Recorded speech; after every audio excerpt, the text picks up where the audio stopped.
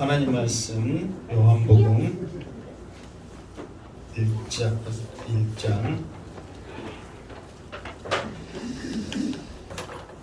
오늘은 하나님의 말씀 요한복음 1장 40절부터 쭉 갈 차례입니다. 자, 차린 가운데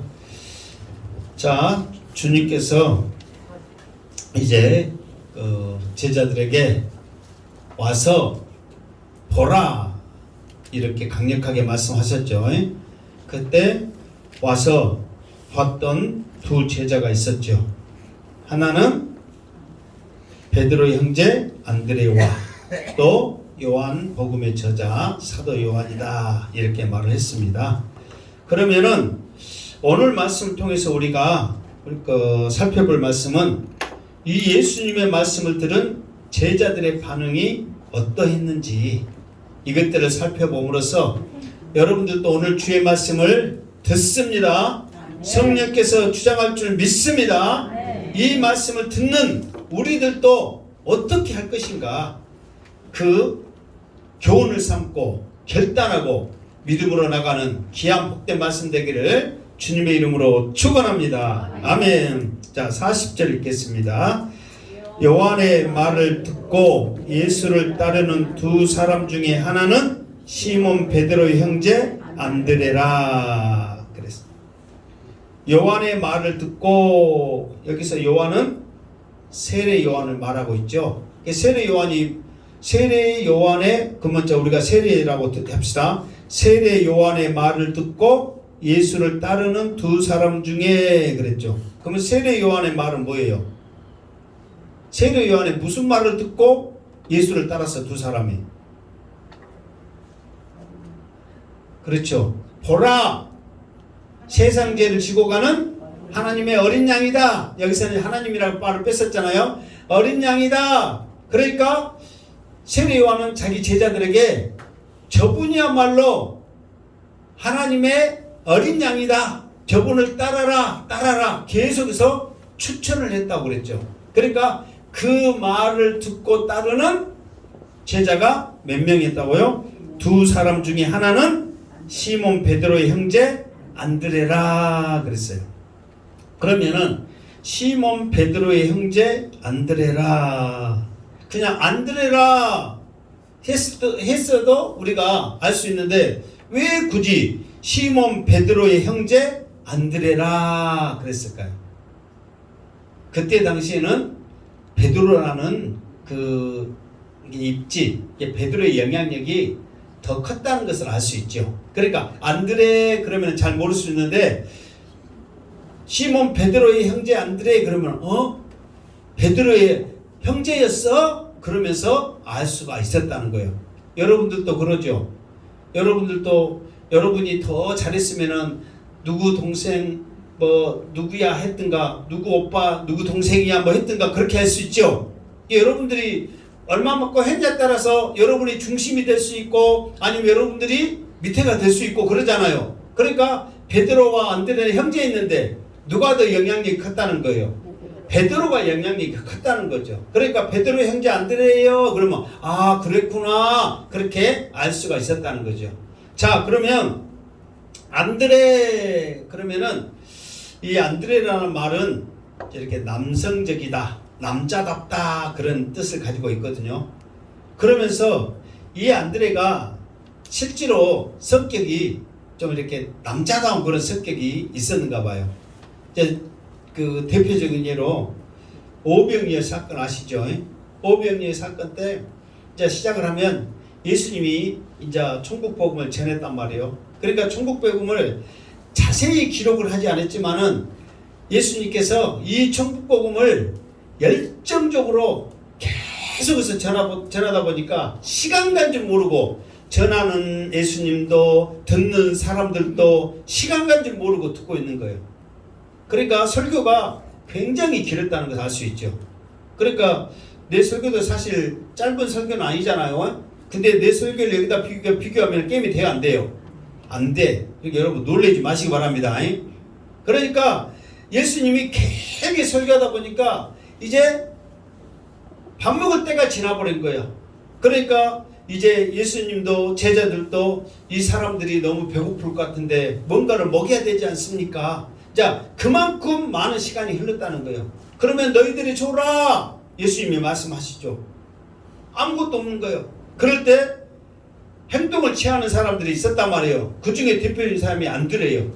야, 여기서 혹시 먹을 것이 없는가 하다 보니까 무엇을 발견해? 오병이어. 오병이 뭐예요? 보리떡 5개와 물고기 2마리를 꼬마가 가지고 있는 것을 발견하고 예수님 앞에 갖고 온 거예요. 줘봐. 그거라도 줘봐. 내가 한번 예수님한테 가지고 갈게. 그러니까 예수님 앞에 이것 갖고 택도 없는데 어떡해요? 물론 안드레도 이제 이걸 갖고 먹일 수 없다는 연약한 믿음은 있었지만 그래도 막 여기저기 찾다가 그거라도 예수님 앞에 가지고 가는 남자다운 그런 모습이 있었다 그 말이에요. 그러니까 이 안드레, 그리고 또 조금 이따 또 안드레의 성격에 대해서 나옵니다. 그러니까 안드레는 그만큼 남자다운 성격을 가지고 있었던 사람인데 예수님을 따를 때도 요한과 더불어 세례 요한이 추천을 할 때 예수님을 적극적으로 따랐던 사람이에요. 그러니까 주저하지 않냐고 남자다운 모습으로 예수님을 따랐던 그 모습을 보게 되어진다 그 말이에요. 그래서 이 베드로 형제 안드레라 이렇게 우리에게 소개시켜주고 있습니다. 자, 그러면서 왜 요한은 이 안드레라 그러면서 이름을 더 부각을 시키자면 사실 예수님을 따랐던 최초의 제자가 2명 있죠. 안드레와 요한이란 말이에요. 그러니까 예수님을 따랐던 최초의 제자는 베드로 형제 안드레였다고 이 요한은 안드레 이름을 부각을 시켜주고 있어요. 그러면서 자기 또한 예수님을 따랐다는 것도 은연중에 말하고 있지만 그러니까 예수님의 첫 번째 제자는 누구예요? 그럼 누구예요? 안드레란 말이에요. 그거를 사도 요한은 이곳을 통해서 안드레라는 이름을 부각시켜주고 있다 그 말이에요. 자, 더 나가서 41절 시작. 그가 먼저 자기 형제 시몬을 찾아 말하되 우리가 메시아를 만났다 하고 메시아는 번역하면 그리스도라. 아멘. 자, 그가 먼저 자기 형제 시몬을 찾아 말하되 그가 먼저 그럼 그가 누구라고 그랬어요? 안드레예요. 지금은 안드레 이야기를 계속 합니다. 이 사람이 누구예요? 그가 누구예요? 그 사람이 누구예요? 저 사람이 누구예요? 안드레예요. 안 들리지 말고 안드레예요. 정신 차리고 잘 들으시기 바랍니다. 그러니까 안드레가 가장 예수님을 만난 이후로 메시아를 만난 이후로 가장 먼저 찾은 사람이 누구냐? 그러면은 형제 시몬을 찾았다 그 말이에요. 형제 시몬은 40절에 나온 대로 베드로를 말하고 있죠. 그래서 베드로를 찾아갔습니다. 그래서 안드레는 요한과 함께 예수님으로부터 와서 보라. 그러면은 내가 누구인지 네 스승이 왜 나를 추천했는지를 알게 될 것이다. 그 말을 믿고 따랐더니 과연 메시아다. 이거를 예수님과 같이 생활하면서 체험하면서 예수님을 즉각적으로 알아버린 거예요. 그러니까 이 감격에 가만히 있을 수 없어서 가장 먼저 누구에게 메시아를 만난 이 기쁨, 이 감격을 전할까 생각하다가 자기 형제 시몬에게 찾아갔다는 거예요. 조금 더 지체하지 않냐고 빠르게 갔죠. 그러면 여러분들이 자 여기서 보면 그가 먼저 자기 형제 시몬을 찾아 말하되 이것만 가지고는 이 안드레가 좀 대단하다 이런 생각을 할 수가 있어요, 없어요? 이것만 가지고는 좀 약하죠. 무슨 안드레가 시몬을 찾아간 게 그렇게 대단한 일이야? 그렇게 생각할 수 있겠잖아요. 자, 지금 안드레는 어디에 있습니까? 지금 안드레가 있는 곳이 어디예요? 지금 여러분들이 항상 이렇게 생각해야 될 거잖아요. 지금 예수님과 함께 있었단 말이에요. 그랬잖아요. 예수님을 만난 이후로, 그러니까 찾기 전에 자기 형 시몬을 찾기 전에 안드레는 어디에 있었냐면 지금 여전히 광야 베다니에 있단 말이에요. 광야 베다니에 있단 말이에요. 그런데 시몬 베드로와 안드레의 고향은 어디냐? 어디냐면 오늘 성경에 보면 자세히 나와 있어. 44절 한번 읽어봐. 좀 이따 다시 또 합니다. 44절 시작. 빌립은 안드레와 베드로와 한 동네 벳세다 사람이라 그랬어. 근데 원칙은 이제 벳세다는 아닌데 같은 근방의 사람이기 때문에 벳세다를 한 거예요. 좀 이따 자세히 합니다. 자, 지금 안드레는 베드로에게 가기 전에 예수님을 만났을 때 어디에 있었냐면 광야 베다니에 있었단 말이에요. 그런데 예수님을 만난 이후로 손살같이 자기 형제 베드로의 시몬 베드로에게 찾아갔단 말이에요. 그러면 이것이 무슨 대단한 일이냐? 형제에게 가서 전할 수 있는데, 그런데 광야 베다니와 벳세다, 지금 원래는 가버나움이거든요. 원칙은 그 고향이. 지금 여기서 말한 대로 벳세다까지의 거리가 80에서 100km입니다. 지금도 차로 가더라도 내가 지금 뭔가의 감격에서 이 기쁜 소식을 전하려고 100km 간다고 해도 쉽지 않은 거리인데 그때 당시에는 걸어가서 뛰어가고 그렇게 가야 된단 말이에요. 그러니까 여러분, 메시아를 만난 이 감격에 자기 형제 시몬에게 이 복음을 전하는데 쉬운 거리가 아니었다니까요. 단숨에 달려가는 거예요. 그 먼 거리를 얼마나 가슴에 벅차서 자기 형제 시몬에게 말하기 위해서 달려갔을까요? 그래서 가장 먼저 그가 먼저 자기 형제 시몬을 찾아 말하되 그랬단 말이에요. 여러분, 좋은 거 뭔가가 있다면 여러분들도 누구인가 전하고 싶은 마음이 있죠. 그런데 이 안드레는 메시아를 만난 이 감격을 주체할 수가 없어서 그 먼 거리를 단숨에 달려갔다는 거예요. 그러니까 우리가 쉽게 그냥 형제에게 찾아갔구나 생각할 수 있지만 그냥 쉬운 그런 상황이 아니라는 거예요. 그러나 힘들고 아무리 지치고 어려운 그런 상황일지라도 메시아를 만난 이 기쁨을 빨리 전해주고자 하는 이 안드레의 마음이 어떠한지를 우리가 알 수가 있다는 사실이에요. 여러분들도 지금 이 시간 말씀을 통하여서 예배를 통하여서 구원의 핵심과 예수님을 만난다면 여러분도 지체하지 말고 이 예배가 끝난다면 누구에겐가 여러분의 마음속에 있는 그 누구에겐가 복음 전하며 예수 믿으라고 당당히 전할 수 있기를 주님의 이름으로 축원합니다. 이 열정이, 이 믿음이 베드로라는 놀라운 하나님의 일꾼을 만들었다는 사실이에요. 자, 그러면서 여기서 우리가 메시아를 만났다 그랬어. 지금 안드레는 혼자 갔잖아요. 그런데 우리가 이렇게 말하는 것은 그가 말하는 거예요. 그러니까 우리가 좀 이따 나오지만은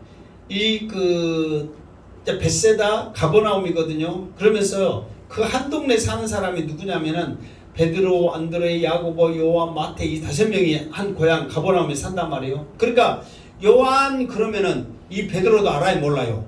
안단 말이에요. 그러면서 요한과 내가 메시아를 만났다. 그러면서 나 혼자 만난 게 아니다. 요한과 함께 만났다.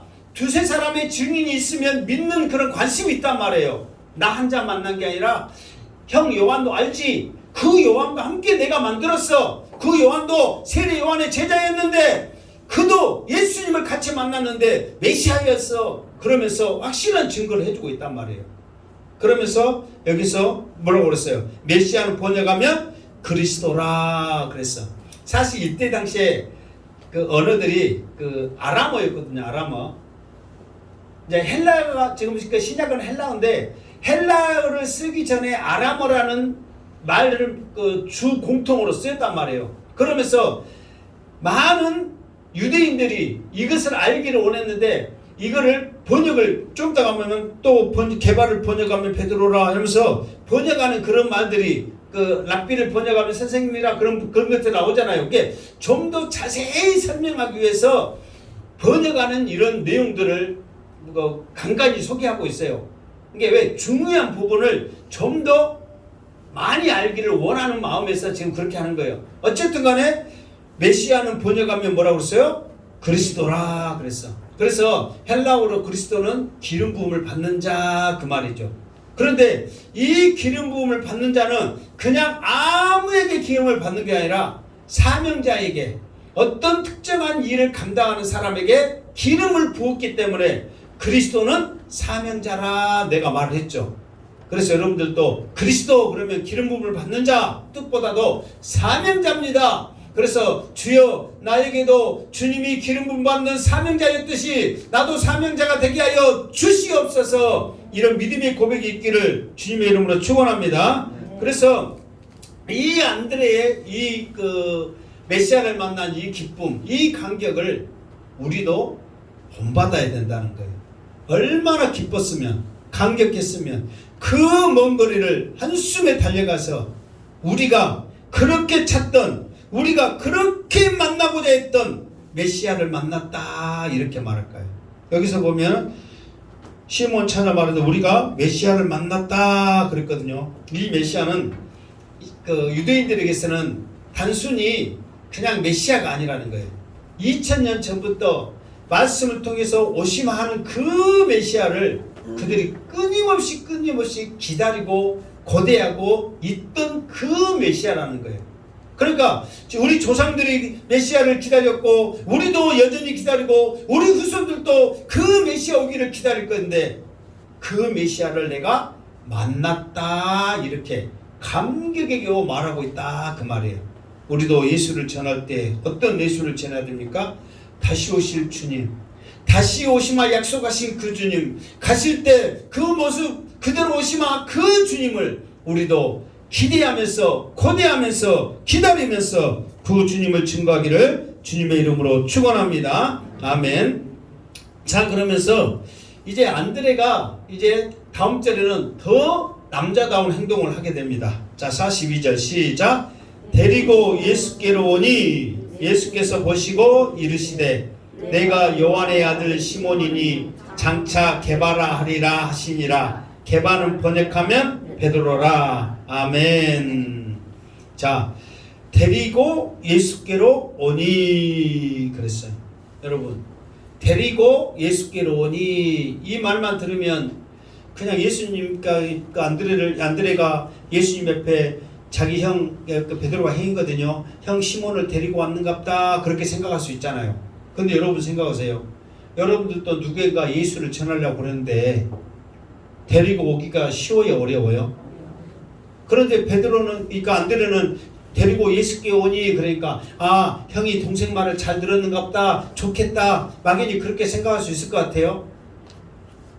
지금 여기서는 이렇게 말했겠지만은 쉬웠겠어요, 어렵겠어요? 지금 예수님은 여전히 어디에 계세요? 베다니에 계신단 말이에요. 지금 거리가 장난이 아니란 말이에요. 그 먼 거리를 메시아 만났다고 동생 말만 듣고 단순히 가겠어요? 지금 베드로의 그때 직업은 뭐였어요? 어부단 말이에요. 그물 던져서 고기 잡고 해야 될 일이 얼마나 많은데 단순히 동생 말만 듣고 그 먼 거리를 가겠냔 말이에요. 그러니까 언어에는 데리고 오니에 무슨 뜻이 있냐면은 어떤 죄인이 법정으로 끌려가는데 순순히 갈 나쁜 놈이 있어요, 없어요? 아무리 나쁜 놈이어도 감옥에 간다면 그래 나 갈게, 당연히 가야지, 그렇게 갈 사람 있어요, 없어요? 도망가고 뒤로 발 빼고 안 간다고 떼쓰고 막 그러죠. 그러니까 그런 사람을 법정으로 끌고 가듯이 이 안드레가 베드로를 예수님께로 끌고 갔다 그 뜻이 언어에는 있단 말이에요. 여러분 생각해 보세요. 아무리 동생이 지금 헐레벌떡 뛰어가가지고 우리가 메시아 만났어 이렇게 말하면서 우리 예수님 앞에 갑시다 그러면 쉽게 누가 가냔 말이에요. 그런데 안드레는 가고 싶지 않고 할 일이 많다고 꺼내고 있는 이 베드로를 강제로 끌고 예수님께 왔다 그 말이에요. 남자다운 모습을 또 보여주고 있죠. 이게 여러분이 만난 이 예수님, 여러분들이 행복하다고 좋다고 이 행복한 교회, 여러분들이 갑시다 그러면 말 순순히 들은 사람 있어요, 없어요? 없어요. 이렇게 강권적으로 정말 여러분들이 만난 이 감격, 이거를 강제적으로 질질 끌고 와서라도 이 자리에 앉혀야, 그것도 할 수 없는 상황인데, 이 안드레가 베드로를 주님 앞에 데리고 오니 이 말이 쉬운 말이 아니란 말이에요. 찾아간 것도 대단합니다. 그러나 주님께 끌고 온 것도 대단하다는 거예요.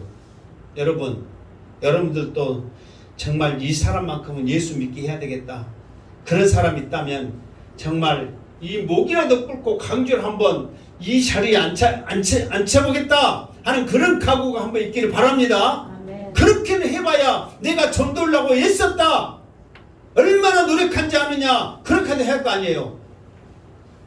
그냥 뭐 있으면 좀 주고 때가 되면 나오겠지, 막연하게 기다리고 있는 우리의 모습이 되어서는 안 된다는 거예요. 이 메시아를 만났는데 이렇게 가만히 있어서 되겠느냐. 강권적으로 데려오는 거예요. 강권적으로. 그러니까 이 안드레가 주님 앞으로 데려갔다, 이 말이 얼마나 대단한지 알겠죠. 그래서 여러분들도 이런 대단한, 또 이때 당시에는 이게 또 가장 확실한 또 전도 방법이었어. 왜? 주님이 계시는데 무슨 말이 더 필요하겠어. 자기도 그랬잖아요. 자기도 세례 요한을 따라다니면서 그렇게 제자로서 따라다녔지만 와서 보라 했을 때 주님 만나니까 더 이상 할 말이 없거든. 왜? 주님이야말로 메시아니까. 그러니까 주님 앞에만 끌고 가면, 주님 앞에만 세워놓으면 주님이 누구인지를 알 거라는 확신이 안드레에게는 있었다는 거예요. 이게 여러분들도 모르겠어요. 양수대 목사 설교를 듣고 누구든지 저 양반 설교를 들으면 구원의 확신이 생길 것이다, 예수 믿을 것이다, 교회 나올 것이다, 그 확신이 있다면 누구든지 끌고 행복한 교회로 데려오시기를 주님으로 축원합니다. 그러면 성령이 역사하는 거예요. 성령이. 그러니까 이런 전도법, 다른 전도가 필요 없어. 주님 앞에만 나오게 하면 되는 거예요. 주님 전에만 나오게 하면 되는 거예요. 더 이상 다른 말이 필요 없단 말이에요. 우리가 할 것은 강권적으로 데려다가 이 자리에 앉히는 것이 우리의 할 일이란 말이에요. 그러니까 이 안드레가 데리고 예수께 오니, 그 다음에 뭐예요? 예수님이 보시고 그랬단 말이에요. 예수께서 보시고. 그러니까 예수께서 보시고, 이 말은 어떤 뜻이 담겼냐면 이제 그 헬라어로 엔 블레포 이런 말인데, 이게 블레포는 보다, 그런데 엠이라는 말은 영어로 말하면 인. 그러니까 그냥 보는 것이 아니라 베드로의 중심을 본 거예요. 그러면서 베드로가 장차 어떻게 할 것이라는 것이, 베드로의 모든 것을 주님이 오자마자 그 모든 것을 보는 거예요. 그러면서 베드로에게 보시고 하는 말하면은 내가 요한의 아들 시몬이냐 그런 거예요. 그 말은 뭐냐면 베드로의 과거와 현재를 알고 있는 거예요. 베드로의 아버지가 요한의 아들인지, 어떻게 요한의 그 아버지가 요한인지 물론 이제 안드레를 통해서는 이제 들을 수 있겠지만은 예수님께서는 이미 베드로의 모든 것을 깨뜨려 보시는 거예요. 요한의 아들 시몬이니 너는 장차 미래적인 예언이죠, 개발하리라 그랬단 말이에요. 그러니까 시몬이라고 부각시켜주는 거 뭐냐면, 너는 지금까지 예수님을 만난 이후로의 삶은 시몬의 삶을 살았다.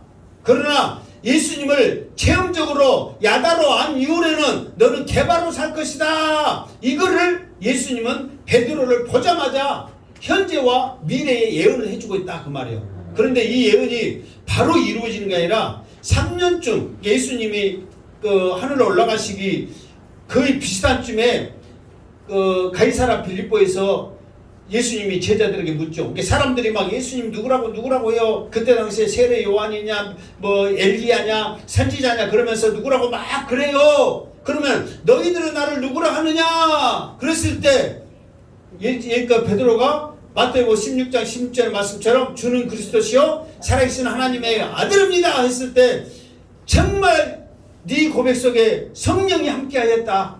그러면서 네 이름을 이후로는 개발하겠다. 그러면서 장차 3년 후에 일어날 그 일을 예수님이 베드로가 오자마자 그때 말씀해버린다 이 말이에요. 이거는 하나님으로서만 할 수 있는 능력이란 말이에요. 어떻게 그 일을 그때 말할 수 있겠냔 말이에요. 그러니까 주님 앞에만 나오면 주님께서는 그 사람의, 조금 이따 이제 또 나다나엘을 통해서도 역사합니다. 주님 앞에만 데리고 오면 주님께서는 그 사람에게 맞게끔 모든 것을 준비하시면서 은혜 주시면서 역사하실 줄 믿습니다. 그러니까 나와 똑같은 게 아니란 말이에요. 어떤 사람이든지 각자 다 달라. 주님 앞에만 나오면 되는 거예요. 성령께서 이제 알아서 하십니다. 이 말씀을 가지고 이루어하든 저 말씀을 가지고 이루어하든 이 상황과 저 상황을 통해서 이루어하시든 성령께서 하시는 거예요. 그러니까 안드레처럼 시몬 베드로를 주님 앞에만 데리고 오면 되는 거예요. 더 이상 할 일이 없는 거예요. 그러니까 여러분들도 이 안드레의 모습을 통해서도 적극적인 그 모습을 통해서 여러분들이 구원시키고자 하는, 여러분들이 정말 예수님을 소개시키고자 하는 그 사람을 강권적으로 주님 앞에 데려오는 그런 믿음이 있기를, 결단이 있기를, 담담이 있기를 주님의 이름으로 축원합니다. 아멘. 자, 43절. 자, 43절. 시작.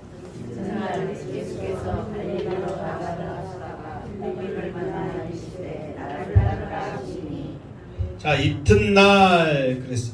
오늘 그 요한복음 1장에 보면 이튿날 이 말이 많이 나오죠. 그러면은 또 다음날 그 말과 똑같아. 그러면 이튿날, 다음날, 그러면 무엇의 다음날이에요? 그렇죠. 안드레가 베드로를 예수님을 소개시켜준 다음날 그 말이에요. 그러니까 이렇게 물어보니까 이것이 어려운 말이었어요? 쉬운 거였어요? 쉬운 거였죠. 조금만 정신 차리면 알죠. 그러니까 안드레가 예수님을 소개시켜주고 이 베드로가 예수님을 이제 만난 다음날 또 어떤 일이 있었는가, 이거를 지금 말하는데, 자, 다음날 이튿날 예수께서 갈릴리로 나가려 하시다가, 그럼 예수님께서 지금 계획은 어디로 가시는 거예요? 갈릴리로. 그럼 갈릴리로 지금 가신 상황이에요? 안 가신 상황이에요? 안 가신 상황이에요. 나 갈릴리로 가려고 하다가 지금 어떤 일이 벌어진 거예요? 어떤 일이 벌었어요? 빌립을 만나 이르시되 나를 따르라 그랬단 말이에요. 자, 여기에서도 그 예수님께서 이제 빌립을 만나 이렇게 했는데, 여기에서 이제 그 만나 이런 뜻은 좀 이런 말 하면 좀 어려운 말이죠. 한번 들어보세요. 3인칭, 단수, 현재, 능동태, 그 말이 뭔 말인지 알겠어요? 모르겠어요? 1인칭, 복수, 막 그런 거 뭔 말인지 모르겠죠? 하여튼 그 말을 하는데 내가 그러면 1인칭이란 말이에요. 너 그러면 2인칭, 그들 그러면 3인칭, 막 그런 식으로 말 가지고 막 그렇게 이제 구분을 하는 게 있단 말이에요. 그러면서 여기서 만나 이거에는 이제 어떤 뜻을 이렇게 설명하려고 말하냐면은, 자, 예수님께서 빌립을 만나는데 그냥 만나지 않고 예수님께서 주목하면서 뭔가가 일어났듯이 그 사람에 다가가는 만남에 대해서 식에서 운명적인 만남을 3인칭, 당수, 복수 그걸로 설명을 하는 거야. 그러니까 예수님이 갈릴리로 가시다가 빌립을 봤는데 이거는 운명적인 만남이야. 그러면서 여러분들 어떤 드라마를 봤는데 운명적인 만남을 했을 때 배경음악이 어떤 거 있어요? 뭔가에 긴박하고 뭔 일이 일어날 것 같은 막 그런 느낌 있죠? 그런 생동감 있는 분위기로 이 예수님이 빌립을 만난 거예요. 그러면서 그 빌립을 만나면서 하시는 말씀이 뭐냐면은 나를 따르라 그랬어. 자, 예수님이 빌립을 이 운명적인 만남에서 나를 따르라 그러면은 빌립이 잘 따랐을 것 같아요? 안 따랐을 것 같아요? 예수님이 말씀했는데 어떻게 했을 것 같아요? 여러분들이 누구한테 교회 가자 그러면 잘 따라 안 따라? 잘 안 따라. 그러면 예수님이 말했는데 잘 따랐을 것 같아요? 안 따랐을 것 같아요? 이렇게 말하니까 또 안 따랐으니까 이렇게 말한 것 같죠? 어쨌든 쉽지 않는 상황을 말하고 있어. 운명적인 만남이면 사실인데 여기서 나를 따르라 이렇게 말하는데 빌립이 쉽게 따르지를 않는 거예요. 그러니까 뭐라고 말하냐면 나를 따라야 해. 반드시 따라라. 그러면서 예수님께서 이 베드로를 강권적으로 끌어당기는 그 모습을 말하고 있는 거예요. 그러니까 예수님도 이 베드로를 제자로 삼는데 쉽지 않는 거예요. 왜 그런지 아세요?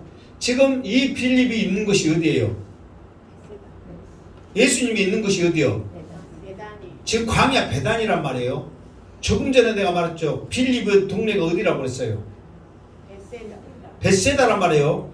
그러면은 그 먼 거리에서 이 광야에 빌립이 왜 있었을까?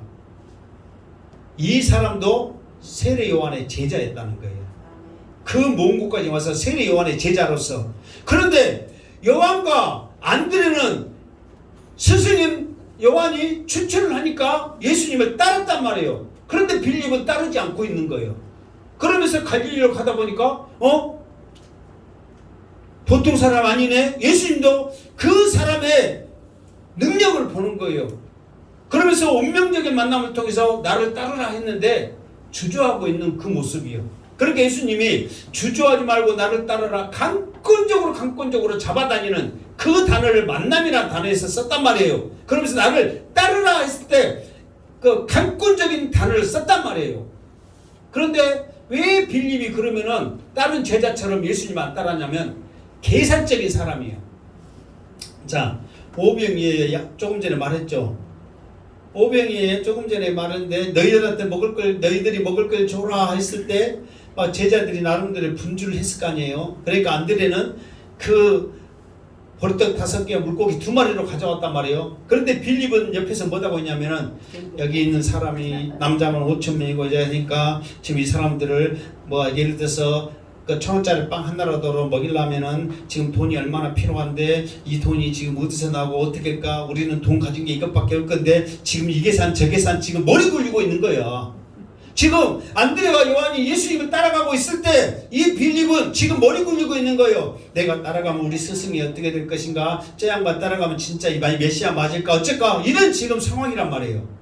그리고 또 바리새인들의 제자들에게 예수님 앞에 나와서 내가 예수님을 만나고 싶기를 원한다. 빌립한테 말해. 그럼 빌립이 바리새인들 와서 예수님 만나고 싶대요 하면 되는데 또 계산해. 그냥 내가 괜히 말해가지고 또 욕먹으면 또 나만 또 손해니까. 안드레랑 친했거든. 그러니까 나중에 보면은 안드레와 빌립이 이렇게 항상 제자들을 말할 때 그렇게 하거든요. 같은 동네이기도 사람이지만 요한의 제자이기 때문에 친했단 말이에요. 그러니까 안드레한테 말해. 아니 바리새인들이 와서 예수님 만나는데 어떻게 하면 좋냐? 그러면 안드레가 남자답게 내가 말할게. 그러면서 예수님 앞에 말한단 말이에요. 그러니까 빌립은 계산적인 사람이에요. 그러니까 쉽게 따르질 않는 거야. 그러니까 예수님께서 나를 따라야. 그러면서 강권적으로 자기 예수님 앞에 끌어당기는 그 모습을 말하고 있다 이 말이에요.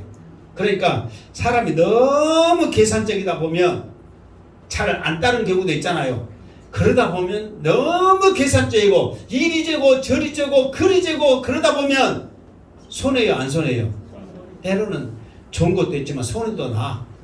특히 무엇에 대해서는 믿음에 대해서는 따지지도 마시고 계산하지 마시고 오직 순종하며 따를 때에 하나님께서 여러분들에게 복으로 역사하실 줄 믿습니다. 세상적인 것은 따질 수 있지만 믿음에 대해서만큼은 구원에 대해서만큼은 따지지 말란 말이에요. 그런데 이렇게 따졌던 이 빌립도 예수님을 만난 이후로 어떻게 됐는가? 그 다음 절. 자, 44절 시작. 빌립은 안드레와 베드로와 한 동네 벳세다 사람이라. 이게 빌립에 대해서 잠깐 소개를 하죠. 그러면서 벳세다 사람이라 이렇게 말을 합니다. 자, 45절 시작. 빌립이 나다나엘을 찾아 이르되 모세가 율법에 기록하였고 여러 선지자가 기록한 그 일을 우리가 만났으니 요셉의 아들 나사렛 예수니라. 아멘. 그러니까 이렇게 따지고 따졌던 빌립도 예수님을 만나니까 이 예수님이 누구다? 메시아다. 지금 여기서 메시아라고 해야 돼요. 이 예수님이 누구다? 메시아다. 누가 말한 대로? 세례 요한이 말한 대로. 일단 세례 요한이 소개를 했잖아요. 그러니까 세례 요한이 말한 대로 예수님은 메시아다. 그래서 메시아인 것을 만나다 보니까 그 예수님이 메시아인지를 알고 나니까 뭐라고 그랬어요? 그 예수님은 모세가 율법에 기록하고 여러 선지자가 기록한 그 메시아구나. 그러면서 나다나에게 그렇게 말을 한 거예요. 그러니까 그 전에는 메시아인지를 몰랐잖아요. 그러니까 자기 스승이 저분이야말로 세상 죄를 지고 하는 하나님의 어린 양이로다. 저분이야말로 하나님이시다. 메시아시다. 그분이다. 막 소개를 하는 거야. 그러니까 그런 것 됐단 말이에요. 그런데 예수님을 만난 이후로 보니까 과연 모세가 율법에 기록하였고 수많은 선지자들이 기록한 그분이 맞구나. 그러면은 이 메시아를 누구에게 가장 먼저 소개할까? 그러다가 자기 친구 나다네일을 찾아갔다는 거예요. 그러니까 이리 재고 저리 재고 했던 사람도 예수님만 만나면 누구든지 예수님을 소개시키고 싶은 그런 마음, 그런 생각이 들더라 그 말이에요. 그러니까 여러분들도 이 시간 예수님만 만나고 구원의 확신만 있다면 이 확신을 누구에게든지 소개시키고 싶은 견딜 수 없는 모습이 있기를 바랍니다. 그것이 없기 때문에 우리가 이 안드레처럼 빌립처럼 빨리 누구에게 찾아가서 전해야 되는데 그런 모습이 약하단 말이에요. 사실 우리가 예수 믿으면서 이런 구원의 확신, 이 메시아를 만난 예수님을 만난 이 감격이 없다면 우리가 무엇을 가지고 예수님 앞에 이 모습을 우리에게 드릴 것 같아요. 그런 감격의 모습이 있기를 주님으로 축원합니다. 그래서 빌립이 이렇게 이제 안드레를 찾아 이렇게 갔는데 이제 뭐라고 하느냐 그러면은 모세가 율법에 기록하였고 그랬어. 그러면 모세가 율법에 기록하였다 이 말은 모세가 쓴 율법은 뭐예요? 모세가 쓴 율법은 뭐예요? 모세 오경이죠. 모세 오경을 통해서 어디엔가 메시아가 오실 것이라는 것을 모세는 기록을 했다는 거예요. 그리고 그 다음에 많은 선지자들이 뭐라고 그랬어요? 여러 선지자가 기록한 글이 기록했단 말이에요. 그러면은 많은 선지자들이 여러 성경을 통해서 예수님이 메시아가 오실 거라는 것을 기록했어요, 안 했어요? 했단 말이에요. 그러면서 이제 제가 이 말씀을 준비하면서 대체 모세가 그러면 모세 오경, 창세기, 출애굽기, 레위기, 민수기, 신명기에서 어디에 기록했는가? 그리고 많은 선지자들이 어디에 기록했는가? 대충 말이라도 해줘야 될 거 아니에요. 대부분 내가 이제 이것을 찾기 위해서 사실 아직게 한 9시 때서부터 이제 이것을 쭉 준비가 했는데 한 2시까지 내가 이 설계 연교를 몇 장을 이렇게 준비한 것 같아요. 그러니까 여러분 지금 이 설계 듣는데 여러분 그냥 듣는 것 같은데요. 월요일부터 시작해가지고요. 이거 준비 아니라고요. 5, 6시간, 7시간 컴퓨터 앞에 안 가서 막 하나라도 더 주려고 얼마나 발버둥 준비한 줄 아세요? 여러분 사실 20분 여기저기 해가지고 이랬다네 저랬다네 해도 양승태 목사 목소리 크고 힘있게 주먹쥐면서 하면 설교 잘한 것 같아요? 못한 것 같아요? 그렇게만 하는데 잘한다고 여러분 박수 쳐! 또 박수 쳐보니까 또 이만하네. 그런데 하나라도 더 주려고 여러분 하는데요. 제발 여러분 내가 유튜브를 왜 찍냐면은 다른 사람들 보여주기 위해서 찍는 게 아니라 여러분들이 한 번이라도 두 번이라도 더 듣고 말씀을 알고 여러분들이 이 말씀을 알아야만 전하고 알아야만 기도할 수 있기 때문에 그러라고 지금 이것을 찍고 있거든요. 근데 이 시간 듣고 여러분 안 봐? 그러니 물어보면 대답을 몰라. 진짜 솔직히 여러분 안타까운 심정이 있어요. 다른 거 무슨 무지하게 많이 보는데 이거를 몇 번 보면서 이 말씀이 이거였구나 우리가 알면서 나가면 얼마나 능력이 있고 은혜롭고 감격이 있냔 말이에요. 안 봐. 다른 것을 잘 보면서. 그러면서 내가 이것을 찾은데 내가 찾았어. 그래가지고 이렇게 했는데 나타난 것이 어디에 있냐게 구약에 나타난 300곳이 넘게 메시아가 나타날 것이라를 이 성경이 기록하고 있더라 그 말이에요. 300곳이 넘게. 그러면서 모세는 창세기에서 몇 개냐? 한 15개, 출애굽기에서 한 10개, 레위기에서 5개, 민수기에서 3개, 신명기에서 한 20개. 그러면서 수많은 곳에서 모세는 율법을 통해서 메시아가 오신다, 메시아가 오신다, 메시아가 오신다. 그래서 대충 읽어보면 창세기는 여자의 씨를 통해서 그분이 사단의 머리를 깨고 그분이 육체로 승천하시고 셈의 아들 아브라함의 씨의 모든 복을 받음, 최후의 반찬, 왕으로 오심, 여러 가지 많은 것들을 통해서 메시아. 선지자들도 여러 곳을 통해서 지금 말하고 있어. 시편을 통해서도 내 아들이 너를 낳았도다, 나무에 달리고 부활하심, 그분은 믿음으로 생명을 얻음, 막 이런 것들을 썩지 않냐고 부활하실 거다, 막 이런 수많은 것을 통해서 메시아를 예언을 한 거예요. 그러니까 이스라엘 사람들은 이 메시아에 대해서 잘 알아요, 몰라요? 너무 잘 알고 있단 말이에요. 그러니까 기대하고 기대하는 거야. 그 메시아를 내가 만났다, 가만히 있을 수가 없는 거예요. 이렇게 수많은 곳에서 메시아를 지금 말씀하고 있는데 그 메시아를 내가 만났다, 어떻게 가만히 있을 수 있냐 이거예요. 그러면서 나다나엘에게 찾아가서 그 메시아를 만났다, 이렇게 지금 빌립은 말을 하고 있다 그 말이에요. 그러면서 그 메시아는 어디 사람이라? 우리가 만났으니 요셉의 아들 나사렛 예수라 그랬단 말이에요. 왜 요셉의 아들 나사렛 예수라고 그랬을까요? 지금 예수님이 어디에 살고 있으니까? 나사렛에서 살고 있으니까. 요셉의 아들 맞잖아요, 육신적으로. 지금 나사렛에 살고 있단 말이에요, 집이. 무슨 말이겠죠? 그러니까 그 나사렛에 살고 있는 요셉의 아들 나사렛 예수다, 그렇게 말한 거예요. 이제 그 말을 듣는 나다나엘의 말이 어떤 말이냐? 46절 시작. 나다나엘 이르되 나사렛에서 무슨 선한 것이 날 수 있느냐? 빌립이 이르되 와서 보라 하니라. 아멘. 자, 그 유유상종이라고 빌립도 한 번에 넘어오지 않는 계산적인 사람이었죠.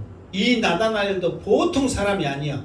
율법을 쫙 깨고 있단 말이에요. 그러면서 이 말을 듣자마자 자기가 가지고 있는 이 율법을 딱 이렇게 생각하는 거예요. 그러면서 한 가지 말을 하는데 무슨 말을 하냐? 나사렛에서 무슨 선한 것이 날 수 있느냐, 이렇게 말하는 거예요. 이 말은 두 가지의 의미가 있습니다. 하나는 나사렛이 작은 동네이기 때문에, 쉽게 말해서 우리나라로 말하면 깡촌, 시골, 그곳이기 때문에 그것에서 무슨 인물이 나야, 그렇게 하는 의미도 있지만 그거는 우리가 잘못 알고 있는 것이죠.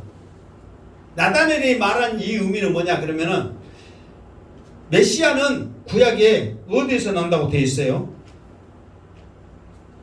메시아는 구약에서 보면 예언을 하는 거야.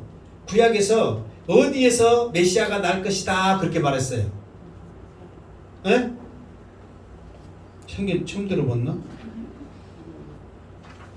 어디에서 난다고 되어 있냐면, 누가 그 예언을 했냐면 미가라는 선자가 예언을 했어요. 베들레헴 에브라다야, 너는 유다 족속 중에 작을지라도 이스라엘을 다스릴 자가 내게서 나올 것이라. 그의 근본은 상고에 영원히 있느니라. 그러면서 실제로 그 마태복음 2장에 그 보면은 예수님에 대해서 이렇게 소개를 합니다. 어떻게 소개하냐면, 헤롯 왕 때에 예수께서 유다 베들레헴에서 나심에, 그랬단 말이에요. 그러니까 메시아는 반드시 어디서 나야 돼? 베들레헴에서 나야 된단 말이에요. 그런데 예수님은 지금 어디에 살고 있어? 나사렛에 살죠. 그러니까 베들레헴에 사는 예수다 그러면은 이 나다나엘이 그런갑다 한단 말이에요. 왜? 말씀에 그렇게 예언을 했으니까. 그런데 나사렛 예수다 그런 거예요. 그러면은 성경의 예언이 틀려요, 맞아요? 또 그렇게 말하니까 또 아르송하니까 또 아무것도 못하네. 근데 실제로 예수님 어디서 났어요? 베들레헴에서 났다요. 베들레헴 어디서? 그렇죠. 베들레헴 마구간에서 났단 말이에요. 원래 사는 동네는 나사렛이 맞아.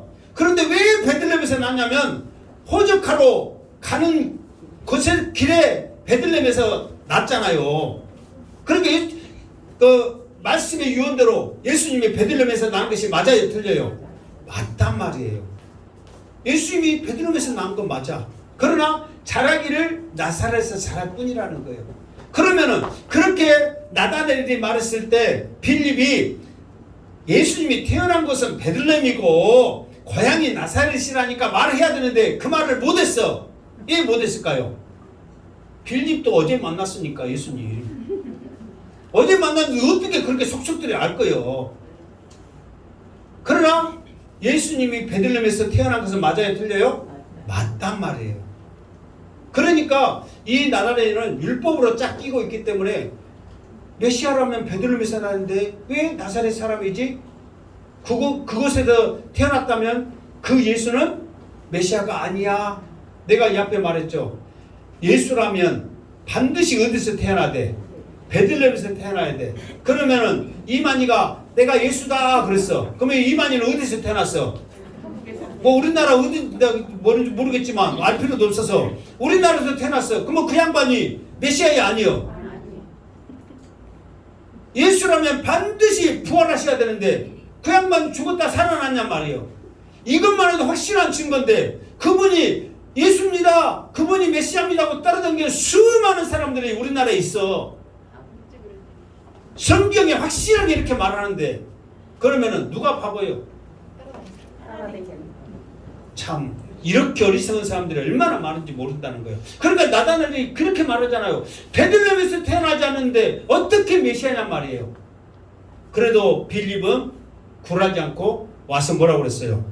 와서 보라.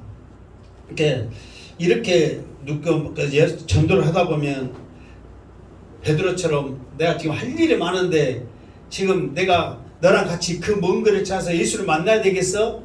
그렇게 질질 발을 빼고 있는 사람이 있는가 하면 율법으로 봤을 때 지식으로 봤을 때 지금 이 예수가 메시아가 될 수가 없는데 어떻게 예수를 만나야? 너나 잘 믿어라 하면서 이 빌립한테 했을 때 이런 사람 저런 사람 어떤 상황에서 쉽게 받아들이지 않는단 말이에요. 그럴 때 여러분들이 구원의 확신, 내가 만난 그 예수님이 진짜라고 확신한다면 자신 있게 소개하면서 끌고 오기를 주님의 이름으로 축원합니다.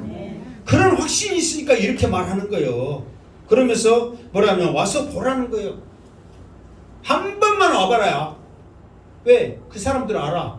자기도 예수님 한 번 만난 이후로 메시아라는 것을 바로 알았잖아요. 어느 누구든지 예수만 만나면 바로 알 거라는 것을 확신이 있는 거예요. 이런 말 저런 말 하지 말고 한 번만 와봐야 여러분들도 한 번만 앉혀보면 성령께서 그 사람을 주장할 줄로 믿습니다. 우리의 생각이요. 저 사람은 와가지고 삐딱한 생각하고 저런 생각하고 이런 생각하고 안 될 것이다 안 될 것이다 하는데 성령께서 역사하면 안 될 사람 아무도 없다는 거예요.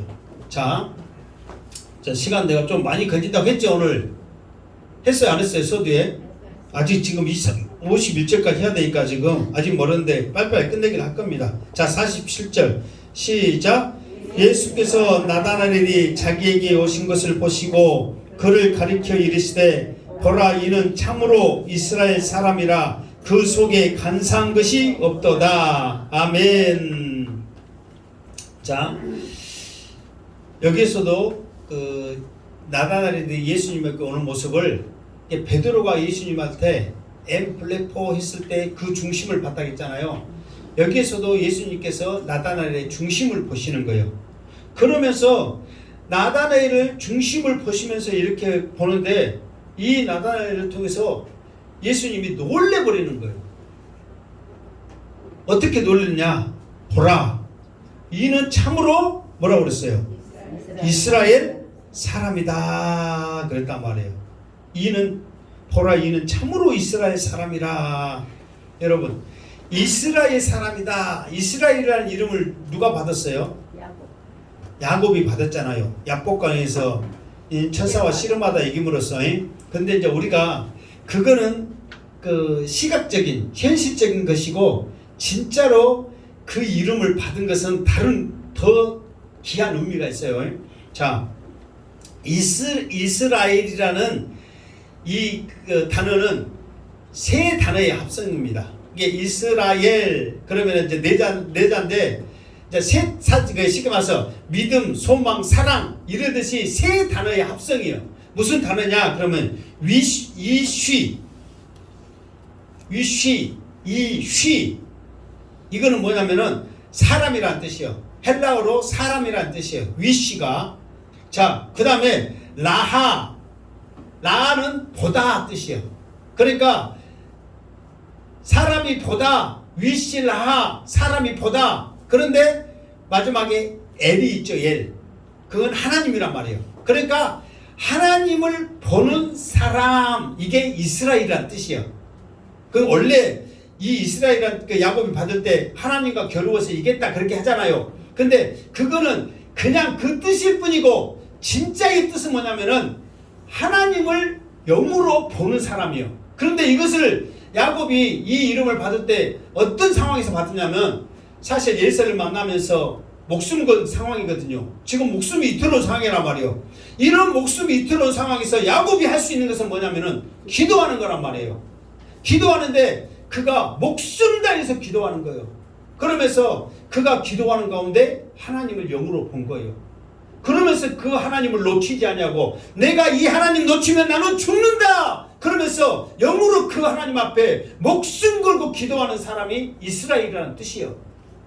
그러니까 이 이스라엘은 기도하는 사람, 기도하면서 하나님을 본 사람이라는 진짜 의미의 뜻이 있는 거예요. 하나님과 결을 이뤘다는 것은 그냥 시각적인 거고, 정말 뜻은 목숨 걸고 하나님 앞에 기도했더니 하나님을 만난 사람, 영으로 하나님을 본 사람이라는 귀한 뜻이 있다는 거예요.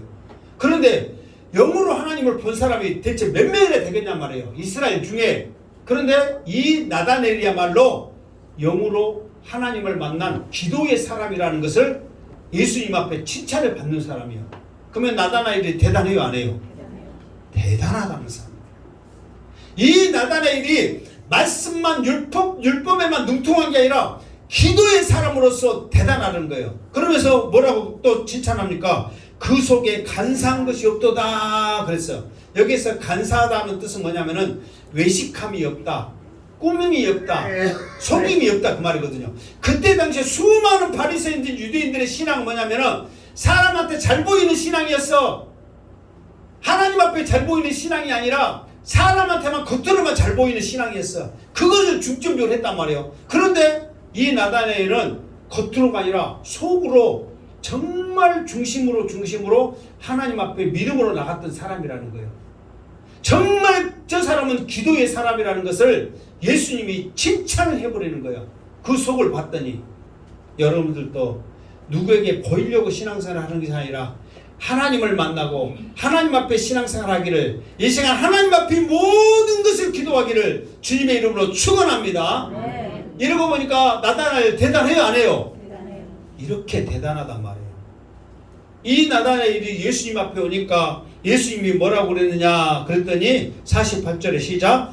나다나엘이 이르되 어떻게 나를 아시나이까? 예수께서 대답하여 이르되 빌립이 너를 부르기 전에 내가 무화과 나무 아래에 있을 때 보았노라. 그러니까 예수님이 나다나엘 보면서 참으로 이스라엘 사람이로다, 속에 간사한 것이 없도다. 그러니까 나다나엘이 자기를 안 것처럼 예수님의 말하니까 어떻게 나를 아세요? 그러는 거야.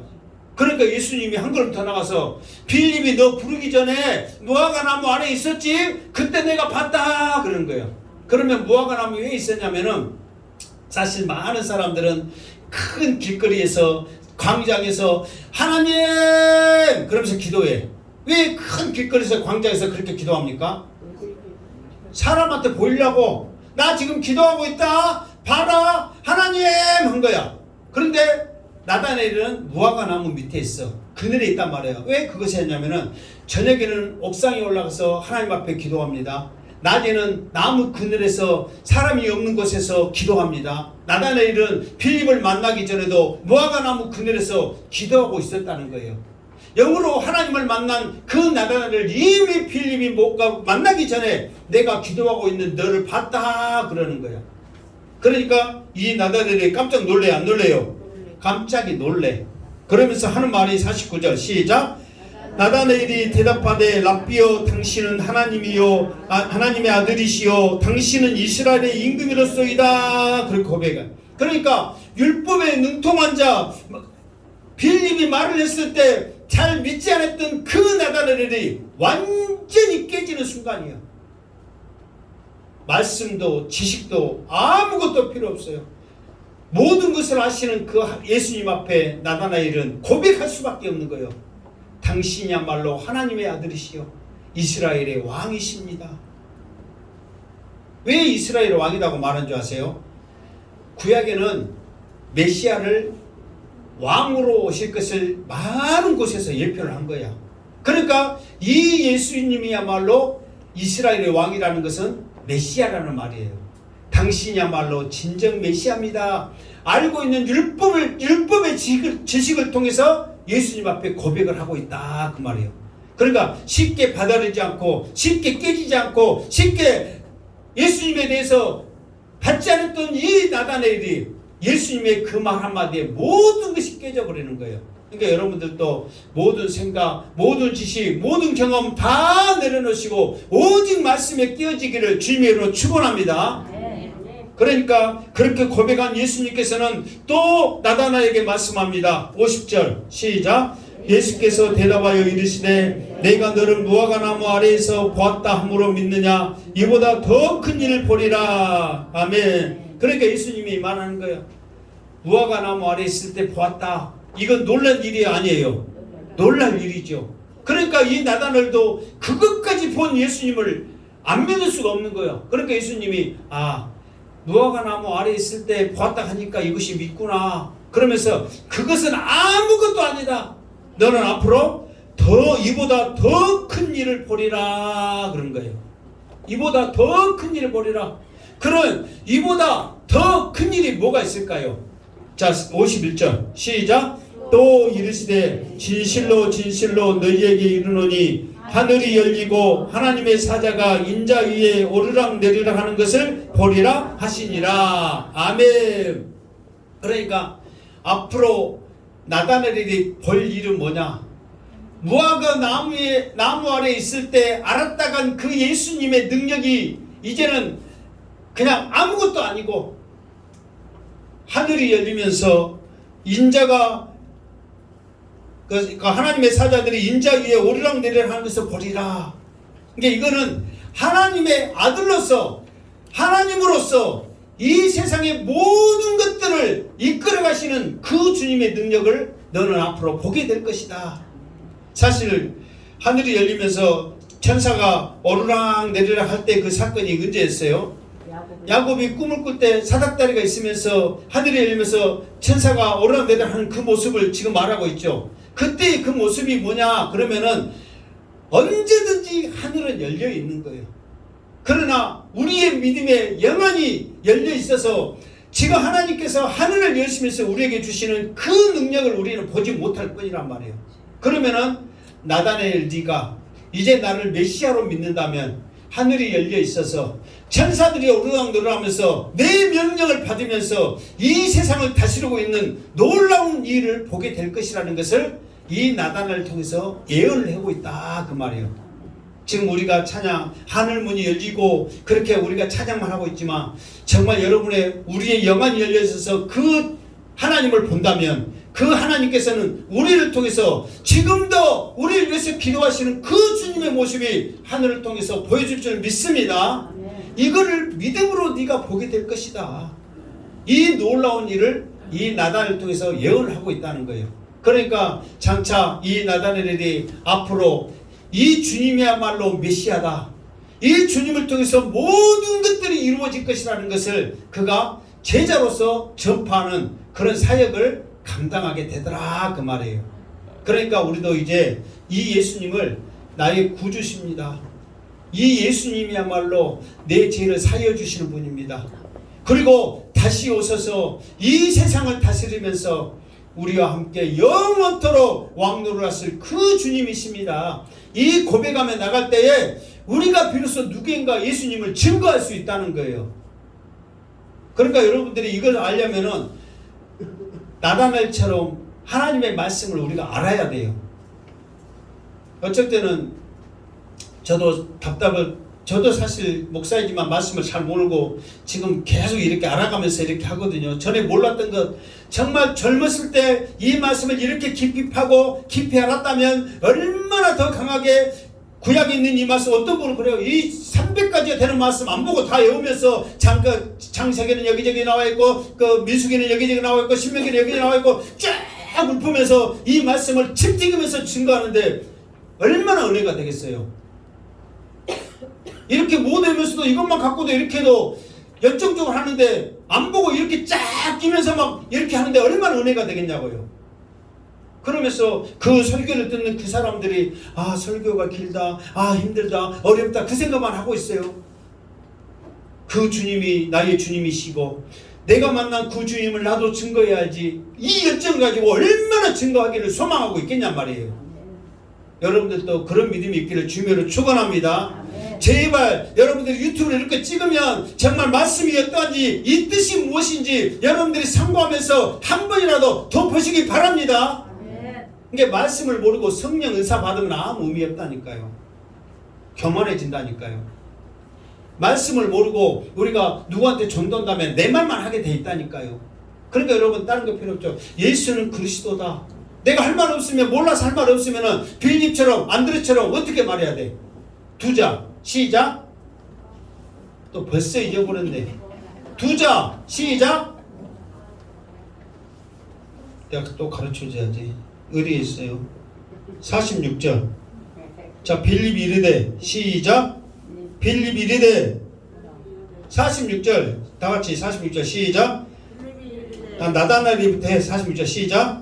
나다나엘이 이르되 나사렛에서 무슨 선한 것이 날 수 있느냐. 빌립이 이르되 와서 보라 하시니라. 그러니까 여러분들이 말씀을 잘 모르면 2자만 기억해. 뭐라고? 시작. 이제 여러분들 다음 주에 또 물어보는데 이것도 모르면 이제 다른 거 다 몰라도 내가 그러면 그래, 성경 말씀이 어렵습니다, 힘듭니다, 기억을 못합니다 했어. 2자는 기억해. 그래, 나는 모르니까 와서 보라, 이 말만 해란 말이에요. 그러면 여러분의 그 말에 능력이 있고 그 말에 성령이 역사하고 그 말 가운데 놀라운 일이 일어날 줄 믿습니다. 무슨 말이 더 필요하겠냔 말이에요. 와서 보라면. 그러면 와서 앉혀놓으면 이제 누가 이제 설교해? 이제 양수대 목사가 이제 준비하면서 설교할 거 아니에요. 이제 그러면은 성령께서 택한 영혼이라면 그 영혼을 만지실 줄 믿습니다. 뭐가 필요하겠냔 말이에요. 정말 안타까운 심정으로 여러분들한테 다시 한번 호소합니다. 제발 이 귀한 하나님의 말씀을 하나로 더 알아서 여러분들이 이 말씀을 듣고 들어서 사모하는 그런 심령이 있기를 주님으로 축원합니다. 아마 올해 이 시골 교회에서 이렇게 이 목사가 악쓰면서 설교를 한 것을 누가 할 거요? 이 긴 시간을 정말 여러분 축복받는 자 하시기 바랍니다. 정말로 여러분 유튜브에서 한 평에 있는 목사님들 내가 암짝 듣거든요. 20분 길면 30분 그렇게 하고 끝내요. 그냥 내가 다른 분들을 무시해서가 아니라 내가 여러분들 행복하라고 말한 거예요. 한나라도 더 주고자 하는, 정말 여러분들을 통해서 한 영혼이라도 구원받고 그 구원받는 그 축복을 여러분들이 누리라고 말하는 거예요. 그러니까 예수님을 만난 사람들은 즉각적이어서 반응이 바로 예수님을 전하고, 나다나엘처럼 지식이 뛰어난 사람한테 빌립이 어떻게 대항할 수 있어? 그러니까 다른 여러 말하고 와서 보라. 와서 보니까 예수님이야말로 하나님의 아들이십니다, 이스라엘 왕이십니다 고백하면서 더 큰 일을 보게 되는 놀라운 일을 경험하게 되더라, 그 말이에요. 그래서 설교가 비록 길었지만도 여러분들이 이 말씀을 가슴에 새기면서 강건적으로 말씀을 복음을 전하여서 여러분을 통해서 죽은 영혼이, 아직 예비된 영혼이 죽게 돌아오는 놀라운 일이 있기를 주님의 이름으로 축원합니다. 아멘. 기도하겠습니다. 거룩하신 하나님 아버지, 우리는 모릅니다. 성경을 모릅니다. 그러나 다 괜찮습니다. 빌립처럼 안드레처럼 와서 보라 말만 할 수 있도록 담대함을 주시옵소서. 놀라운 일이 일어날 것을 확신합니다. 예수님의 이름으로 기도드리옵나이다. 아멘.